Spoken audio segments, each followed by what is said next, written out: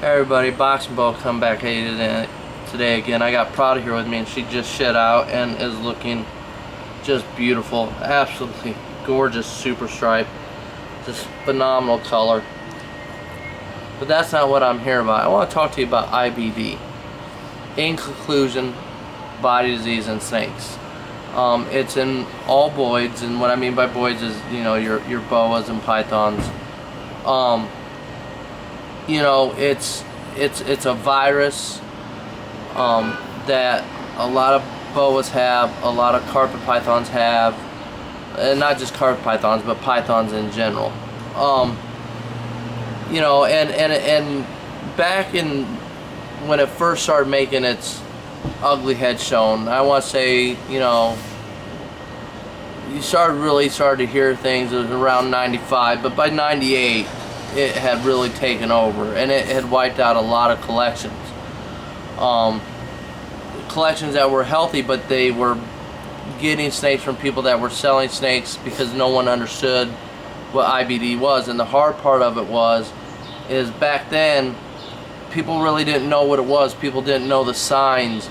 Also, not so much in pythons, but in boas, they can be. It's kind of like, I hate to compare it to this, but it's kind of like HIV and AIDS. You know, there's a difference. You know, but it's similar to that in the way it does things to animals, because a person can have HIV and live 20-something years and never show any real symptoms of having it, as long as they're taken care of and taking care of themselves until they get AIDS. And that's kind of what IBD does. Boas especially, there's boas that don't show any symptoms or show bare minimum symptoms, and if you're not paying attention to, you won't pick up on. And so then what happened is people were breeding those snakes, and then all of a sudden with the babies, that's when it was starting to rear its ugly head. From, you know, newborns to juveniles, you start seeing it in boas stargazing and paralyzation, unable to control their body, regurgitation, rapid weight loss. You know, in pythons you get all those types of things too, but in pythons, when they have IBD, you see an increase of respiratory infections. Now when I'm saying that, don't go thinking just because your python's got a respiratory infection has got IBD. No, I'm talking chronic respiratory infections that seem to never go away. There's another disease that pythons had that caused respiratory infections, but that's a whole different subject that I'll get into in a different video. I'm just talking about IBD here, and that was more to do with Burmese pythons, so don't go freaking out. Another symptom that pythons show is consistent mouth rot. You know, they also kind of like what the jag does in carpet pythons. Okay, if you have a spider ball python, sorry, there's a bus going by. But if you have a spider ball python or a jaguar or carpet python, you'll see some of them have these heads that flip and turn and do things like that. You'll see that same, and that is not IBD. Okay, that's just a neurological disorder that both these, the spider and the jag gene morph carries. There's another bus. It's summer camp that's going by. So I do apologize about that.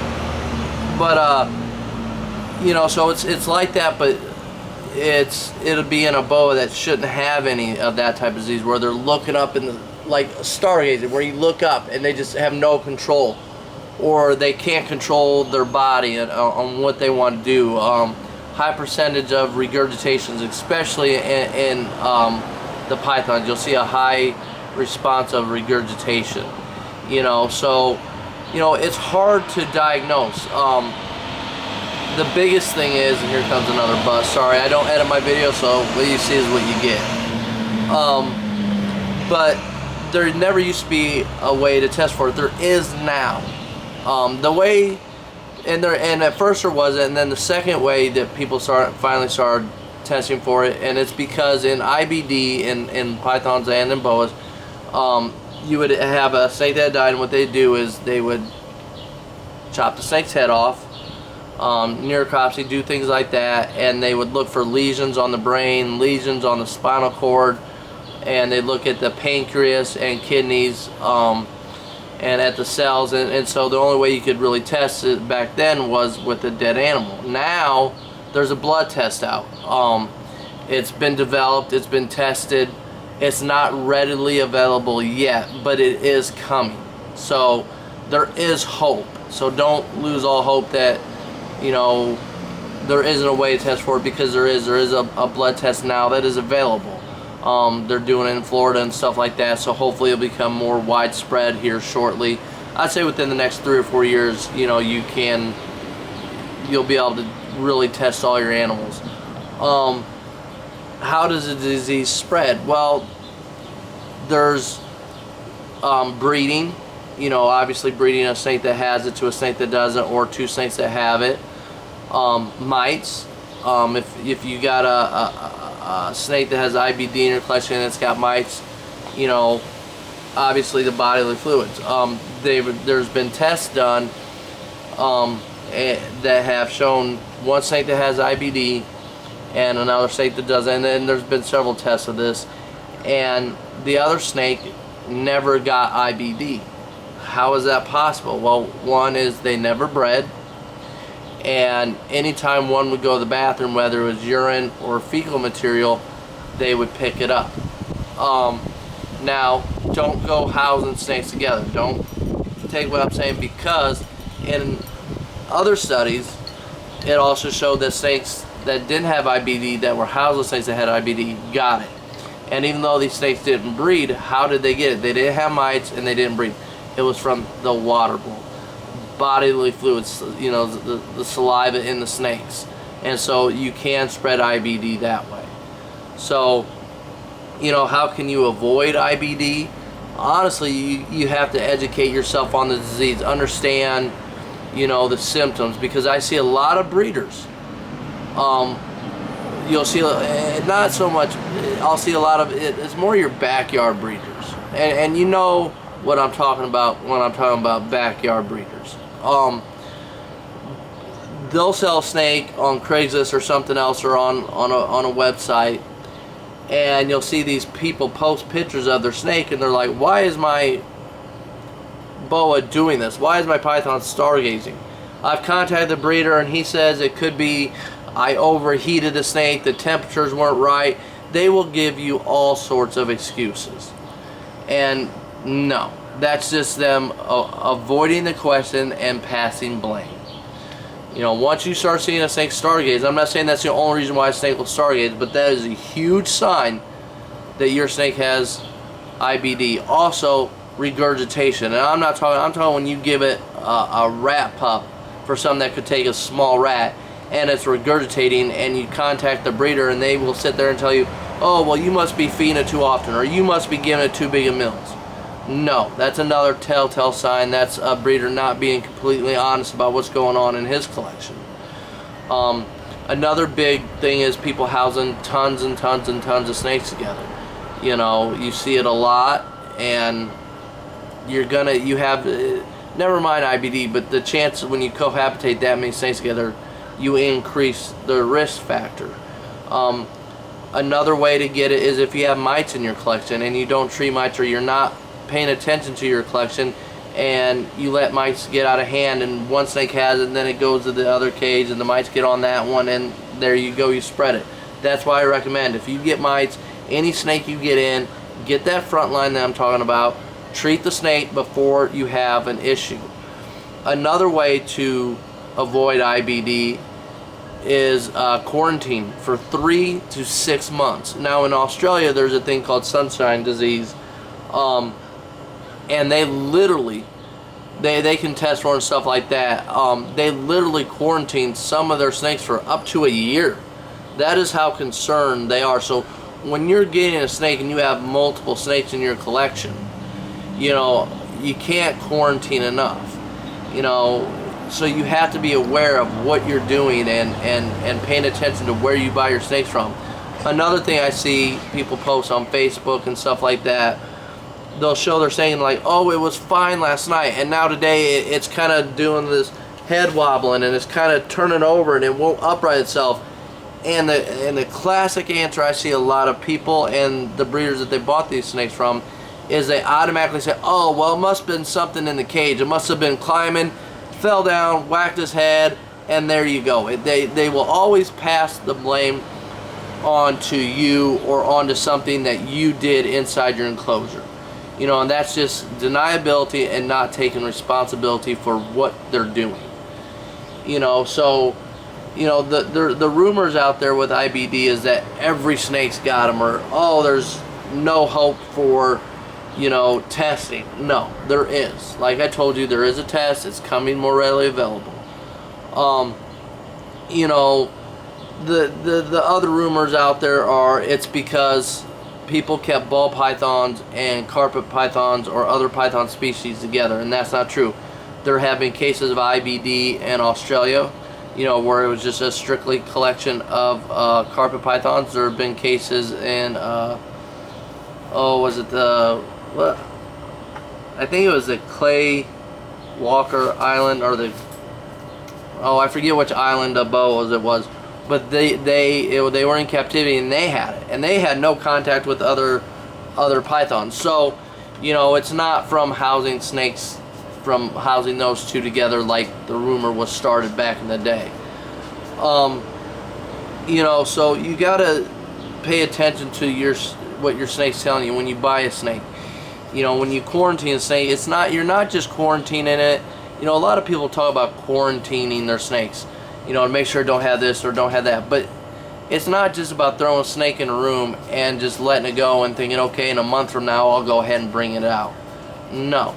You got to pay attention to that snake. You got to check the stools. You got to check to make sure its urates are going fine.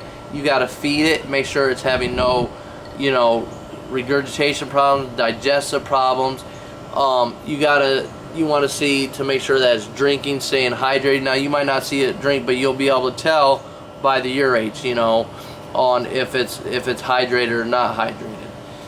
You know, so it's hard. IBD is a hard disease, and I know I'm kind of rambling on and I'm trying to explain things to you. Another thing with IBD is the difference, a big difference in boas and pythons. And a boa can live with IBD that you know has IBD for years. A python, on the other hand, does not. It might live for a year or two, but they usually go downhill very, very, very rapidly with it. Boas, not the case. Boas can have it and carry it and deal with it for years. There can be boas that are just carriers and never show any real symptoms of it. So you have to pay attention to what your snake is doing, you know, and be careful when you go to these reptile shows. You know, watch out for the breeders there, because you might think that, oh, I'm going to this reptile show and here's a vendor, so he must be reputable. That is not the case at all.